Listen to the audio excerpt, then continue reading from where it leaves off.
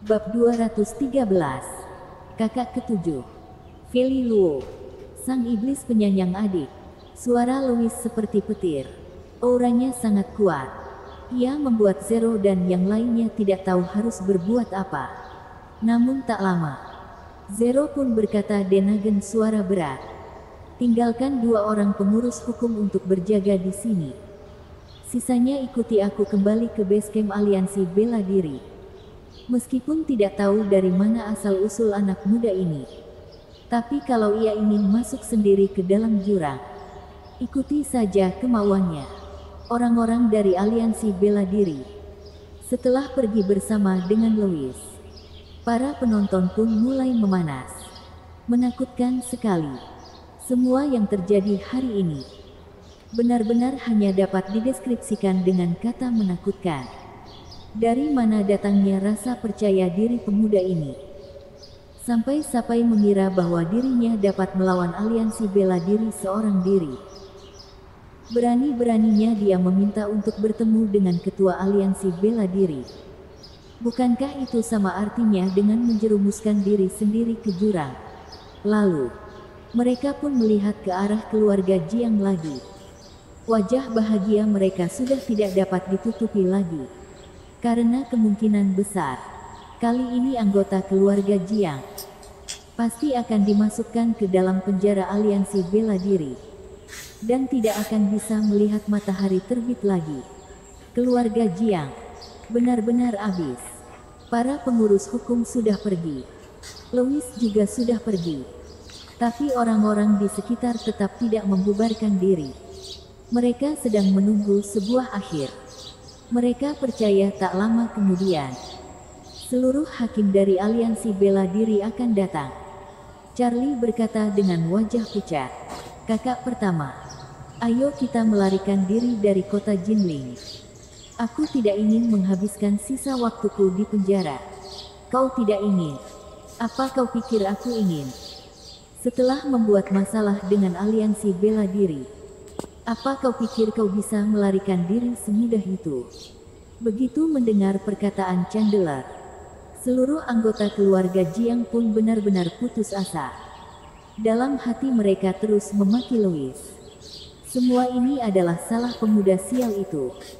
Di basecamp aliansi bela diri distrik Donghai, rapat meja bundar sudah berakhir. Krenda dan Feli berjalan berdampingan. Mereka masih membicarakan masalah mutan. Tiba-tiba mereka pun melihat Zero membawa segerombolan pengurus hukum dengan wajah yang muram kembali dengan terburu-buru. Wajah mereka penuh dengan kemarahan dan kekesalan. Krenda mengerutkan alisnya, lalu bertanya, "Pengurus hukum Han, tadi kita sedang melakukan rapat darurat. Kenapa kau pergi selama ini? Dan membawa pengurus hukum sebanyak ini?" Zero melangkahkan kakinya dengan lebar berjalan ke hadapan Krenda. Ia berkata, "Lapor, Ketua Aliansi. Kali ini kami bertemu dengan seseorang yang jauh lebih berbahaya dari mutan. Aku merasa dia bisa dikategorikan ke dalam tersangka level SSS." Tersangka level SSS. Krenda dan Feli pun terkejut. Ekspresi wajah Krenda tampak serius. Ia berkata, "Tersangka level SSS adalah tersangka level tertinggi aliansi bela diri negara Long. Dan tidak bisa dikatakan hanya dengan mulut begitu saja. Harus alilang pengajuan pada aliansi pusat terlebih dahulu." Siapa orang itu? Seorang mutan yang paling keji sekalipun juga hanya merupakan tersangka level S. Level SSS jauh lebih kejam 10 kali lipat dari orang mutan itu. Krenda harus berhati-hati. Zero berkata, "Dia adalah seorang alam supreme." "Apa? Alam supreme?" Begitu mendengarnya, wajah semua orang pun tampak sangat terkejut. Tidak terkecuali Krenda. Nada bicaranya terdengar sangat serius. "Apa yang terjadi? Katakan dengan rinci padaku." Hari ini sebenarnya adalah kompetisi bela diri dari keluarga Hou dan keluarga Jiang. Namun pada akhirnya tiba-tiba muncul seseorang yang terang-terangan mengacaukan jalannya kompetisi. lalu membunuh Yonatan Ho tiba-tiba, dan sama sekali tidak menganggap aliansi bela diri. Bahkan berkata bahwa dia akan membongkar aliansi bela diri dengan sombong.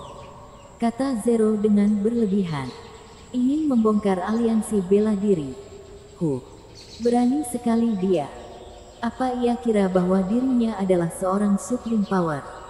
Ia bisa berbuat sesuka hati. Kata Krenda kesal. Meskipun dari mulut Zero, alam Supreme itu hanya membunuh Yonatan seorang.